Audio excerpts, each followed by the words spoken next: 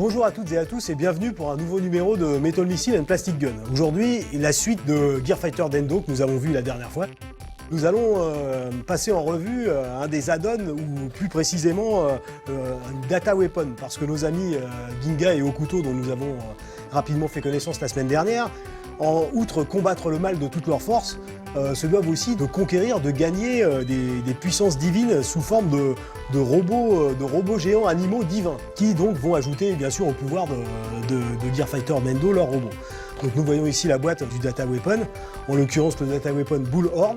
Vous allons comprendre assez rapidement pourquoi il porte ce nom. Une jolie boîte bleue, comme la boîte précédente, la boîte de Dendo, avec le détail des possibilités à l'arrière. Je vais donc ouvrir cette boîte et extraire le Bullhorn sous vos yeux ébahis. Alors il y a quelque chose d'intéressant au niveau des accessoires de Dendo, c'est que quand vous ouvrez la boîte pour la première fois, ça se présente sous forme de maquette, c'est-à-dire qu'il y a un peu de montage à fournir et c'est plutôt sympa. Bon, une fois que c'est monté, le montage est définitif, il y a des petites vis, vous êtes tranquille. Alors pour figurer l'animalité divine du véhicule trouvé, bon, je pense qu'il a été trop compliqué d'essayer de mettre des pattes sur l'animal. Ici, bien sûr, c'est un taureau, mais qui est sur une petite partie qui lui permet de se déplacer et de rouler. Voilà, donc nous séparons la partie roulante. Hop, ainsi, on la pose là. Donc avec la fixation, voilà, je mets l'accessoire sur le bras. Voilà, le Bullhorn est installé sur le Gear Fighter Dendo. Donc nous appuyons pour lancer la manœuvre. Voilà, alors je suis désolé, mais les outrages du temps sont passés là aussi et le mécanisme est grippé. Comme vous le voyez, en tournant le pad du bras, qui est normalement entraîné par le moteur, vous avez un mouvement avant-arrière du Bullhorn qui, bon, bah, avec la tête du taureau et puis les cornes, l'adversaire, je pense, n'emmène pas large après avoir pris plusieurs coups à répétition aux endroits qui font mal.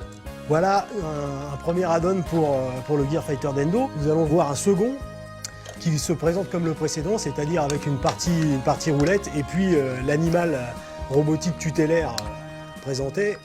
Alors en l'occurrence, nous sommes en présence du Leo Circle. Voilà, des caractéristiques léonines indéniables. Et le Circle est ici et vous allez bientôt voir que ce n'est pas la partie la moins intéressante de l'objet.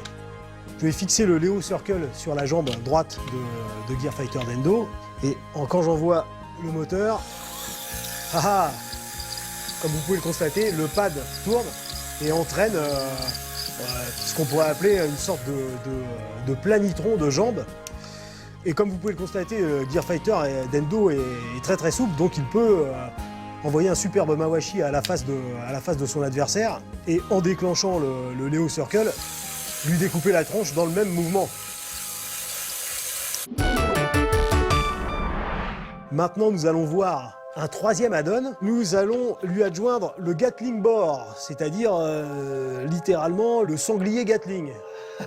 Tout de suite, c'est vraiment très très intéressant. Lui aussi comporte une partie à roulette pour fixer le corps de l'objet.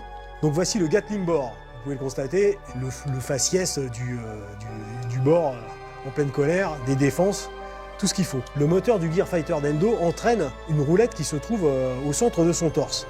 Donc je vais installer le Gatling Bore, donc il faut procéder ainsi. D'abord désolidariser les parties en plastique souple et ensuite faire coïncider le bras qui est entraîné avec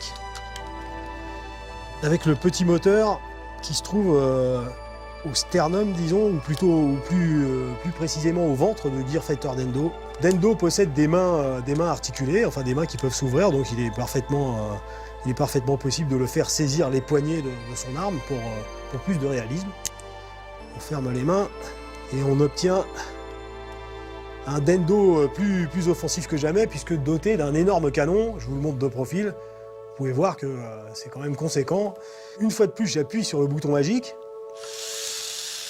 Et comme vous le voyez, le Gatling Bore mérite bien son nom, puisque c'est un sanglier certes, mais il est aussi Gatling. Le canon tourne et projette des petites billes qui sont incluses dans la boîte. Donc je ne vous ferai pas la démonstration des petites billes, parce que pour récupérer les petites billes, eh bien, c'est quand même une partie stressante, voire vraiment très énervante, parce que ce sont vraiment des toutes petites billes. Donc ne perdons pas de vue que pendant que le canon tourne, ça envoie à intervalles réguliers des petites billes. Voilà un jouet fort sympathique, qui date d'un certain temps déjà, mais qui est intelligemment élaboré comme d'habitude chez Bandai, et qui offre des possibilités de jeu et de manipulation qui font que vous pouvez vous amuser avec pendant très très longtemps. Donc voilà, une fois de plus, un jouet très élaboré qui corrobore le fait que les jouets sont quelque chose de beaucoup trop sérieux pour être confiés aux enfants.